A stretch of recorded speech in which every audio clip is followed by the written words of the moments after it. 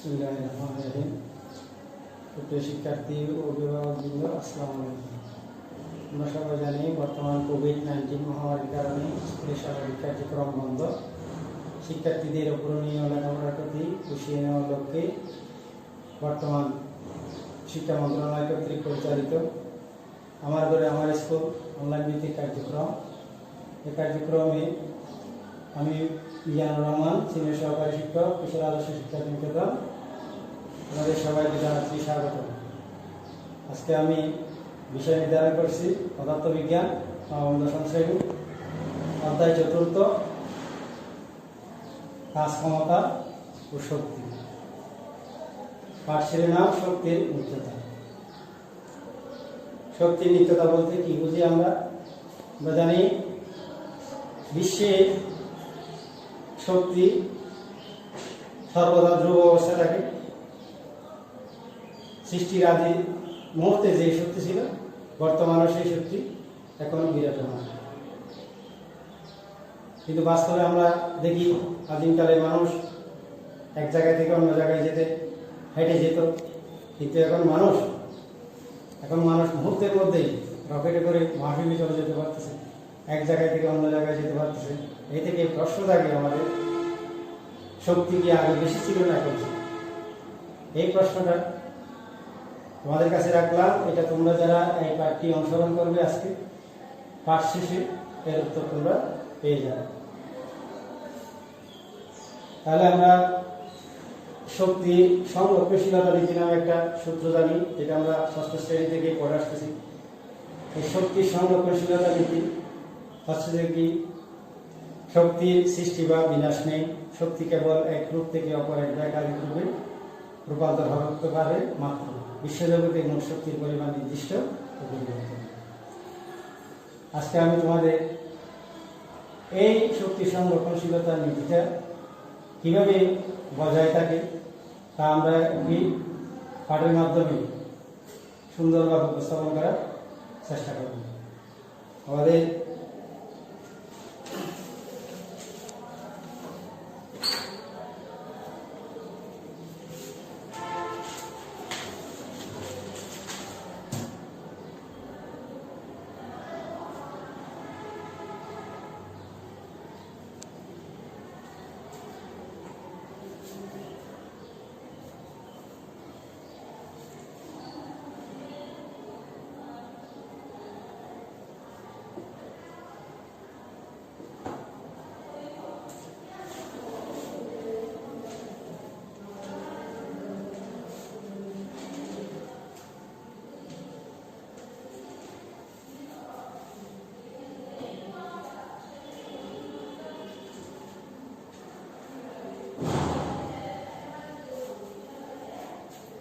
শক্তির নিত্যতা প্রমাণের জন্য আমরা নির্ধারণ করছি মুক্তভাবে পড়ন্ত বস্তুর ক্ষেত্রে শক্তি সংরক্ষণশীলতা নীতি কিভাবে বজায় থাকে। চিত্রের মাধ্যমে তোমরা দেখতে পাচ্ছ, এখানে একটা বস্তু, এম্বরের একটা বস্তু ভূমি থেকে এই উচ্চতায় এই বিন্দুতে স্থির অবস্থায় আছে। এখন বস্তুটি যখন ছেড়ে দেওয়া হবে তখন সেটা এক পর্যায়ে বি বিন্দুতে আসবে, আবার সি বিন্দুতে আসবে। আমরা 3 অবস্থায় যদি মোট শক্তির পরিমাণ সমান পাই, তাহলে আমরা বুঝবো যে কি শক্তির নিত্যতা মেনে চলে মুক্তভাবে পড়ন্ত বস্তু। তাহলে এখন প্রথমে আমরা মুক্তভাবে পড়ন্ত বস্তু শক্তির সংরক্ষণশীলতা নীতি প্রমাণের জন্য আমরা যান্ত্রিক শক্তির 2টি রূপ দেখতে পাই। একটা হচ্ছে গতিশক্তি আর স্থিতিশক্তি। এই গতিশক্তি আর স্থিতিশক্তির পরিমাপ থেকে আমরা জেনে নেব শক্তি সংরক্ষণশীলতা নীতি। তাহলে ইতিমধ্যে আমরা পড়েছি গতিশক্তি কি, বিভব শক্তি কি। গতিশক্তি হচ্ছে যে কি, গতিশীল বস্তু তার গতির জন্য কাজ করার যে সামর্থ্য লাভ করে তাকে আমরা গতিশক্তি বলি। গতিশক্তির সমীকরণ হচ্ছে কি, গতিশক্তিকে আমরা কি দ্বারা প্রকাশ করি, কি সমান হচ্ছে কি হাফ v² গতিশক্তি। এবার আসছে কি বিভব শক্তি। বিভব শক্তি হচ্ছে দেখি এখানে যেহেতু ভূপৃষ্ঠ থেকে উপরে যাচ্ছে তাহলে এটা অভিকর্ষের বিরুদ্ধে যাচ্ছে। অভিকর্ষের বিরুদ্ধে স্বাভাবিক অবস্থান থেকে কোনো বস্তুকে যখন অন্য অবস্থানে নিয়ে দেওয়া হয় তখন বস্তুটি কাজ করার যে সামর্থ্য লাভ করে তাকে আমরা অভিকর্ষণ বিভব শক্তি বলি। এখন তাহলে বিভব শক্তির একটা সমীকরণ আমরা ইতিমধ্যে জেনেছি। বিভব শক্তিকে ভি দ্বারা প্রকাশ করি। ভি সমান হচ্ছে কি এম জি এইচ। ইতিমধ্যে তোমরা এখানে যে ব্যবহার করা প্রতীকগুলো সম্পর্কে তোমাদের ধারণা আছে। আমরা দেখেছি এম হচ্ছে দেখি বস্তুর ভর, আর এখানে বি এক আছে কি ব্যাগ, বস্তুর ব্যাগ। এখানে জি হচ্ছে কি অভিকর্ষ ত্বরণ, আর এইচ হচ্ছে কি উচ্চতা, হাইট, ভূমি থেকে কত উচ্চতায় আছে বস্তুটা সেটা। এখন দেখবো যে কি এ বিন্দুতে মোট শক্তির পরিমাণ, বি বিন্দুতে মোট শক্তির পরিমাণ এবং সি বিন্দুতে মোট শক্তির পরিমাণ সমান কি। প্রথমে আমরা এ বিন্দুতে বস্তুর মোট শক্তি, এ বিন্দুতে এখানে দুটো শক্তি দেখা আছে, একটা গতিশক্তি আর বিভব শক্তি। তাহলে এই বিন্দুতে যখন বস্তুটি স্থির অবস্থায় আছে তখন তার কোনো গতিশক্তি থাকে না, সেখানে গতিশক্তি নাই, যেটা আছে সেটা হচ্ছে দেখি বিভব শক্তি। তাহলে এই বিন্দুতে আমরা শক্তির পরিমাণ নির্ণয় করি। এই বিন্দুতে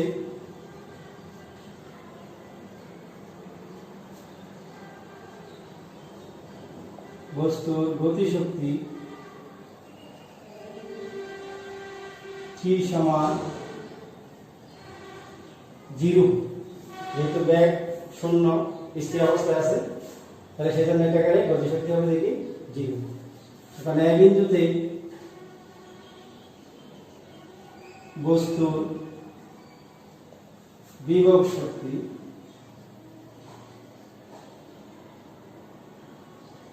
V সমান mg, অর্থাৎ এই সেখানে বস্তুটি ভূমি থেকে কত উচ্চতায় আছে সেটা হচ্ছে দেখি বিভব শক্তি নির্ণয় করার জন্য উচ্চতাটা ক্লিয়ার করতে হবে, কত উচ্চতায় বস্তুটি স্থির অবস্থায় আছে বা গতিশীল অবস্থায় আছে। তাহলে আমরা এই বিন্দুতে পাইলাম দেখি বস্তুর বিভব শক্তি পাইলাম mgh। তাহলে এখন সুতরাং এই বিন্দুতে মোট শক্তির পরিমাণ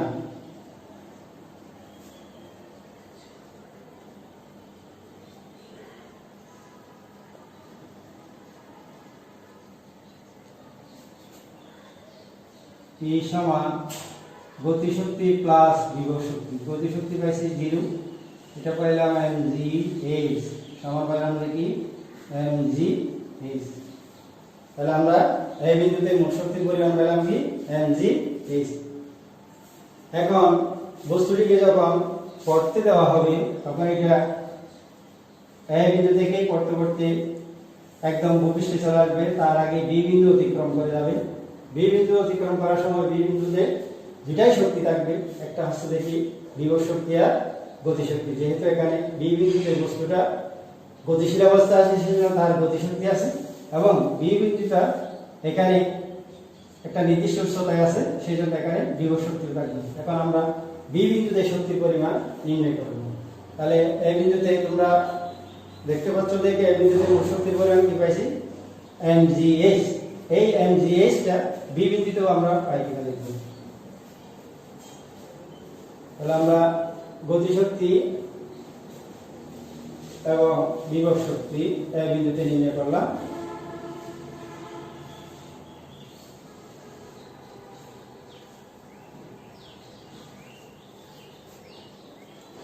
এখন নির্ণয় করব বি বিন্দুতে গতিশক্তি।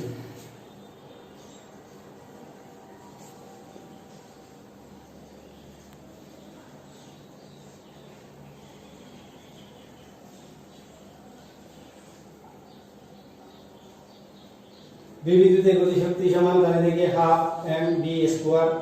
এখানে এম তো আছে, বি ব্যাগ, ব্যাগ কোথায় থাকতে পাবো? ব্যাগ নির্ণয় করার জন্য আমরা জানি পড়ন্ত বস্তুর ক্ষেত্রে আমরা জানি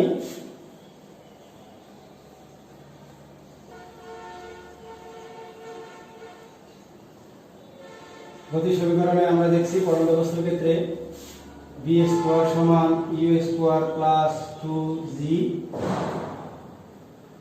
h। এখানে বস্তুটি যেহেতু এ বিন্দুতে স্থির অবস্থায় ছিল তাহলে আদি বেগ 0। এখন এখান থেকে এ বিন্দু থেকে বি বিন্দুর দূরত্ব হচ্ছে দেখি x মিটার পার হয়ে গেল।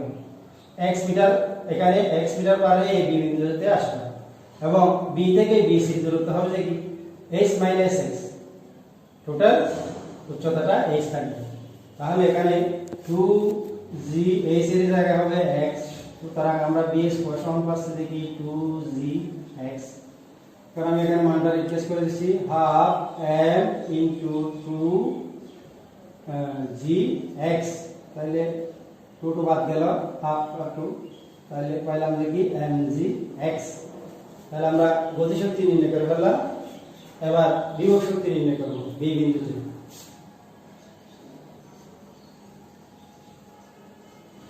বি বিন্দুতে বিভব শক্তি V সমান mgh। আমরা সর্বদা উচ্চতা কোথায় হিসাব করব h, কিন্তু এখানে আমাদের উচ্চতা হচ্ছে c থেকে b বিন্দুর উচ্চতা হচ্ছে দেখি h মাইনাস x। এখানে হবে দেখি উচ্চতা হবে h মাইনাস x। তাহলে এখন পেলাম দেখি আমরা বি বিন্দুতে গতি শক্তি পাইলাম, বি বিন্দুতে বিভব শক্তি পাইলাম। তাহলে মোট শক্তির পরিমাণ কি পাবো?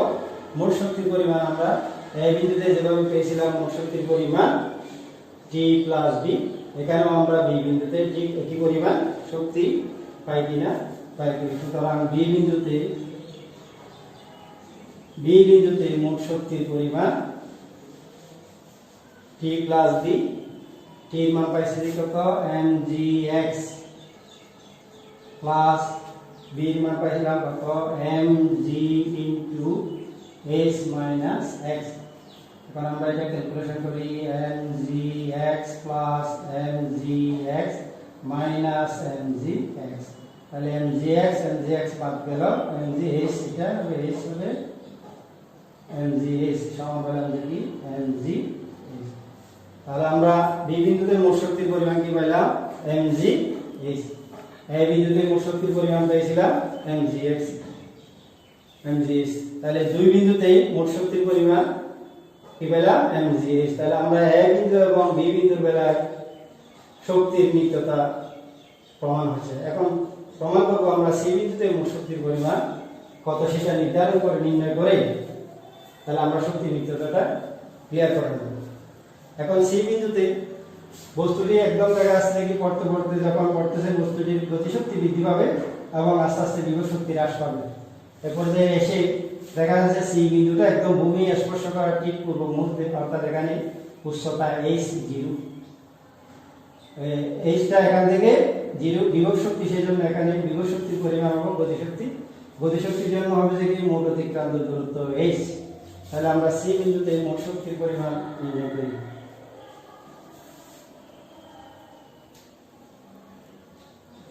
সি বিন্দুতে গতিশক্তি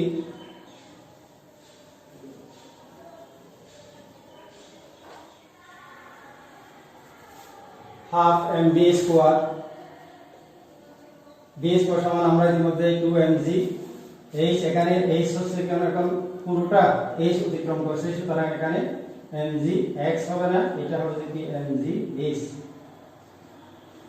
তাহলে এখানে পাবো m into 2m g h, দুটো বাদ গেলে পাচ্ছি দেখি mg h।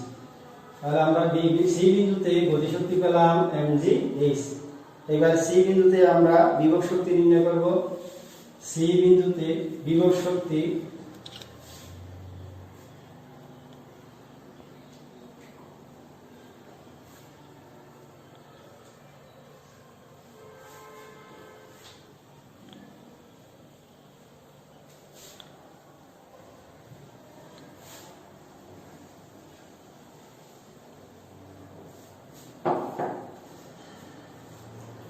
সেই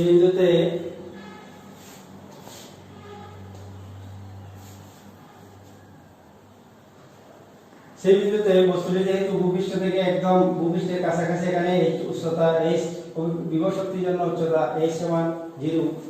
তাহলে এখানে mgh যেহেতু উচ্চতা mgh যেহেতু 0, তাহলে হবে কি এটা 0। সুতরাং সেই বিন্দুতে মোট শক্তির পরিমাণ E সমান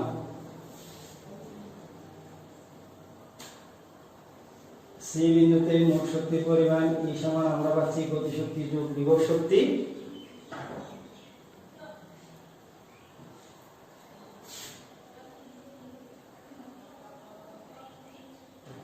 mg सर m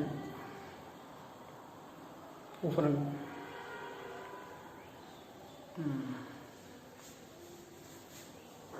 mgs তাহলে 0 টি গতিশক্তি বাড়াতে কত mgs বিভব শক্তি 0 সুতরাং বাড়াতে কি mgs তাহলে আমরা সুতরাং a বিন্দুতে b বিন্দুতে a b c বিন্দুতে সুতরাং a b c বিন্দুতে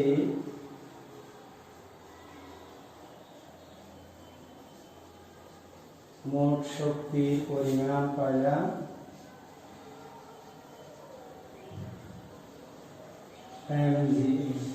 তাহলে দেখতে পাচ্ছি যে আমরা মুক্তভাবে পড়ন্ত বস্তু শক্তি সংরক্ষণশীলতা নীতি মেনে চলব মুক্তভাবে পড়ন্ত বস্তু শক্তি সংরক্ষণশীলতা নীতি মেনে চলব এখন আমরা এখানে বিভব শক্তি এবং গতিশক্তি নির্ণয় করতে শিখেছি বিভব শক্তি এবং গতিশক্তি নির্ণয় করতে পারলে আমরা এই মুক্তভাবে পড়ন্ত বস্তুর ক্ষেত্রে বিভব শক্তি এবং গতিশক্তির মধ্যে কতগুলো সম্পর্ক আছে সম্পর্কগুলো খুব সহজে পরিষ্কার করতে পারবো এবং এ সংক্রান্ত অনেকগুলো প্রশ্ন প্রতি বছর কোনো না কোনো প্রশ্নে আসে খুব গুরুত্বপূর্ণ সেরকম একটি প্রশ্ন তোমাদের জন্য আমি নিয়ে আসছি সেটা তোমাদের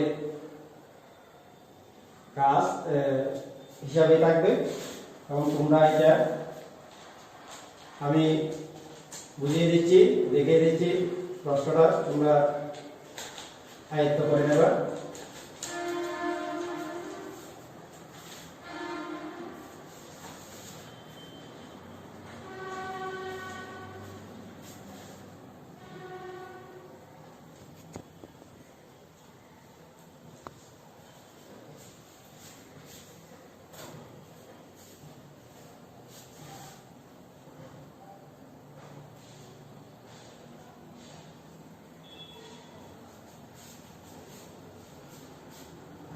প্রশ্নটা একটু খেয়াল করো m ভরের একটি বস্তু ভূপৃষ্ঠ থেকে এই উচ্চতায় এই বিন্দুতে স্থির অবস্থায় আছে ইতিমধ্যে আমরা কিছুক্ষণ আগে যে চিত্রটা দেখলাম ওই চিত্রটার আলোকে প্রশ্নটা করা হয়েছে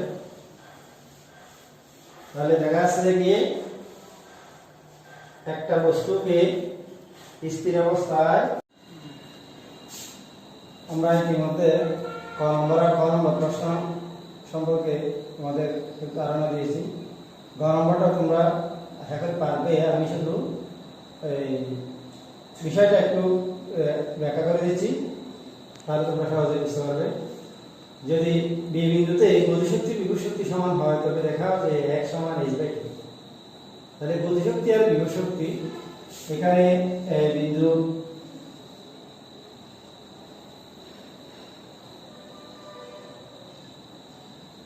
বি সি ভূমি সংলগ্ন সি বিন্দু এই বিন্দুতে একটা এম্বলের বস্তু আছে এখন আমরা ইতিমধ্যে এর আগে শক্তি নিত্যতা প্রমাণ করতে গিয়ে মুক্ত পড়ন্ত বস্তুর ক্ষেত্রে গতিশক্তি আর বিভব শক্তি নির্ণয় করেছি একইভাবে এখানেও বি বিন্দুতে গতিশক্তি আর বিভব শক্তি নির্ণয় করতে পারলে সহজে আমরা সম্পর্কটা প্রতিষ্ঠিত করতে পারবো তাহলে ধরি এই বিন্দু থেকে এক দূরত্বে পার হয়ে বি বিন্দুতে গতিশক্তি আর বিভব শক্তি সমান হবে আর এটা পুরোটার উচ্চতা ছিল h আর এখান থেকে তাহলে এটা আছে bc হচ্ছে কি h - x তাহলে এখানে বিভব শক্তি কত আমরা এই বিন্দুতে বি বিন্দুতে গতিশক্তি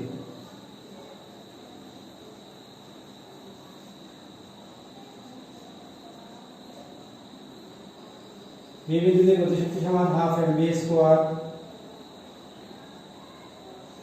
এখানে পড়ন্ত বস্তুর ক্ষেত্রে বি এটা নির্ণয় করে দিছি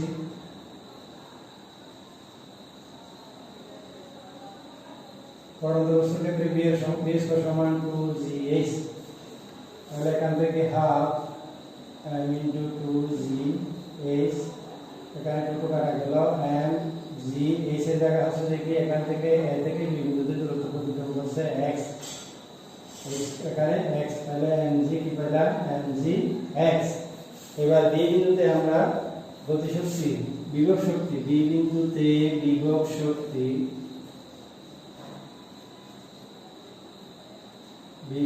শক্তি বি সমান বি বিন্দু থেকে ভূপৃষ্ঠ থেকে বি বিন্দুতে h - x উচ্চতায় গতিশীল, তাহলে বিভব শক্তি সমান mg, এখানে h হবে যে কি উচ্চতা হবে যে কি h - x, তাহলে আমরা গতিশক্তি পেয়ে গেলাম, বিভব শক্তি পেয়ে গেলাম বি বিন্দু।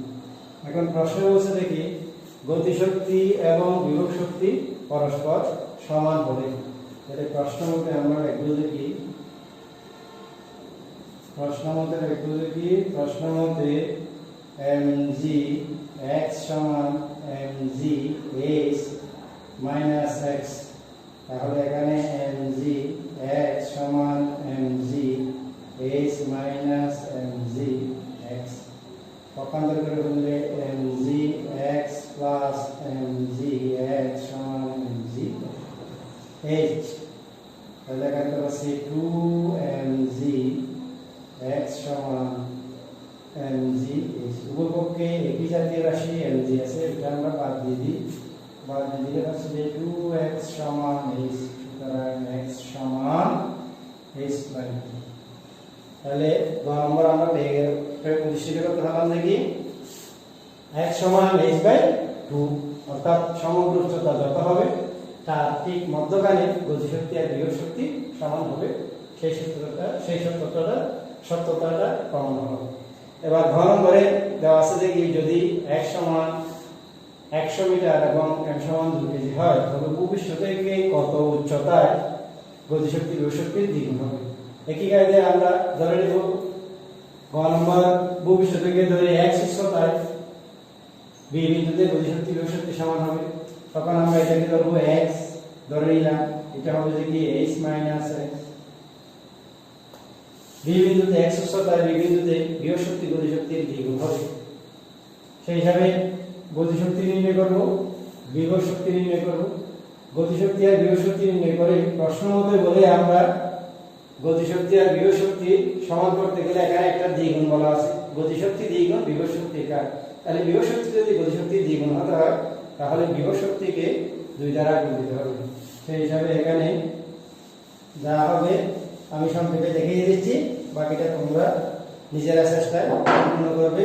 তাহলে এখানে প্রশ্ন মতে হবে যে সেটা কি টি বি সমান 2b, এটা হবে কি ঘ নম্বরের জন্য। ইতিমধ্যে আমরা বিভব শক্তি এবং গতিশক্তি কিভাবে নির্ণয় করে তা জানছি, এখন আমরা সম্পর্কটা দেখালাম। তাহলে এখানে বিভব শক্তি গতিশক্তি সম্পর্ক থেকে এখানে বিভব শক্তির মানটা লিখি, যোগ করে পক্ষান্তর করে সমীকরণ থেকে ওই মানটা বের হয়ে যাবে। তো উত্তরটা আমি তোমাদের বলে দিচ্ছি, ভূপৃষ্ঠ থেকে ইয়া করলে 33.33 মিটার উচ্চতায় গতিশক্তি বিভব শক্তির দ্বিগুণ হবে। তোমরা এ পর্যায়ে একটি জিনিস জেনে রাখো, ভূপৃষ্ঠ থেকে বস্তু যত উপরে উঠতে থাকবে ততই তার বেগ কমতে থাকবে, অর্থাৎ গতিশক্তি একসময় শূন্য হয়ে যাবে, বস্তু স্থির হয়ে যাবে। সেই জায়গায় সমস্ত শক্তি হবে যে কি বিভব শক্তি। এখন বস্তুটাকে যখন আবদ্ধ করতে দেওয়া হবে তখন যতই নিচে আসবে ততই তার গতিশক্তি বৃদ্ধি হবে, বিভব শক্তি কমতে থাকবে। এক পর্যায়ে গিয়ে ভূপৃষ্ঠ স্পর্শ করার ঠিক পূর্ব মুহূর্তে সমস্ত বিভব শক্তি গতিশক্তিতে রূপান্তরিত হয়ে যাবে, অর্থাৎ সেই বিন্দুতে কোনো বিভব শক্তি থাকবে না। এই বিষয়টা যদি বুঝে থাকো তাহলে কত উচ্চতায় ভূপৃষ্ঠের কত উচ্চতায় গতিশক্তি বিভব শক্তির দ্বিগুণ, বিভব শক্তি গতিশক্তির দ্বিগুণ অথবা কোথায় 1/3 হবে, সবগুলো সম্পর্ক এই গতিশক্তি আর বিভব শক্তি নির্ণয় করার মাধ্যমে সম্পর্কটা লিখে সহজে পেয়ে যাবে। এবং এই সংক্রান্ত অনেকগুলো প্রশ্ন তোমাদের কত বিভিন্ন ভুল প্রশ্নের মধ্যে আছে, তোমরা ওখান থেকেও দেখে নিতে পারবে। আশা করি শিক্ষার্থীরা আজকের পাঠটা তোমরা বুঝতে পেরেছ। যদি বুঝতে পেরেছ এবং এই সম্পর্কে যত প্রশ্ন হয় তাহলে সহজেই তোমরা উত্তরগুলো লিখতে পারবে বলে আশা করি। এরপরও যাদের কোনো সমস্যা আছে, সমস্যা থাকলে আমাকে এখানে আমি এটা পেজে দেব, পেজ থেকে তোমরা ইনবক্স করবে অথবা মোবাইলের মাধ্যমে আমার সাথে কোনো দ্বিধা কোনো নিঃসংকোচে যে কোনো প্রশ্নের উত্তর জন্য আমাকে কল করবে, আমি যথাসাধ্য সাড়া দেবো ইনশাআল্লাহ। তারপর এই বর্তমান মহামারীর সংকটকে আমরা মোকাবেলা করব স্বাস্থ্য সুরক্ষা মেনে চলব। বিশ্ব স্বাস্থ্য সংস্থা এবং স্বাস্থ্য মন্ত্রণালয় কর্তৃক নির্দেশিত পরামর্শগুলো মেনে চলব, অযথা বিল এড়িয়ে চলব, ঘর থেকে বের হলেই মাস্ক পরিধান করব, কে কি বললো তাতে কান দেব না, নিজেরাই নিজেদের সুরক্ষা করব। আমি অসুস্থ হয়ে গেলে, তুমি অসুস্থ হয়ে গেলে সব সাফাই করবো, আমরা অন্য কেউ করবে না। সুতরাং কোনো আজে বাজে কথায় কান না দিয়ে, হুজুরকে কান না দিয়ে স্বাস্থ্য সুরক্ষার নিয়মগুলো মেনে চলবো। ঘন ঘন হ্যান্ড স্যানিটাইজার হাত পরিষ্কার রাখবো। সর্বোপরি সচেতনতাই আমাদের সুরক্ষার প্রধান চাবিকাঠি। এই সুরক্ষার আহ্বান জানিয়ে আজকের পাঠ এখানেই সমাপ্ত করতেছি। আল্লাহ হাফেজ।